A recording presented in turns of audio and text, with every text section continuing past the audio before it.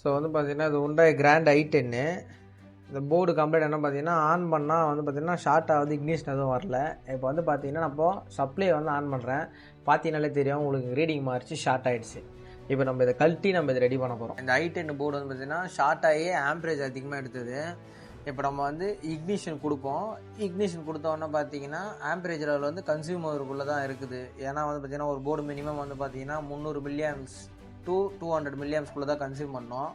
Scan connect பண்ணிட்டால ஒரு 100 arms வந்து extra வருது. ஸோ இப்போ நம்ம Hyundai டயக்னாஸ்டிக் சாஃப்ட்வேரில் போட்டுட்டு டூலோட வச்சு கம்யூனிகேட் பண்ணி ECM வந்து ரெஸ்பான்ஸ் பண்ணிச்சுன்னா நம்மளோட ஒர்க்கை வந்து டன் ஆகிடுச்சுன்னு சொல்லிட்டு அர்த்தம்.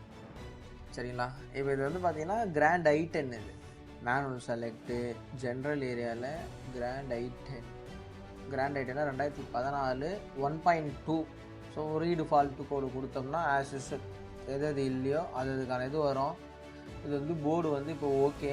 உங்களுக்கும் இதுமாரி ஏதாவது போர்டில் ஃபால்ட் இருந்ததுன்னா ஆட்டோகேட்டை வந்து மறக்காமல் கான்டாக்ட் பண்ணுங்கள்.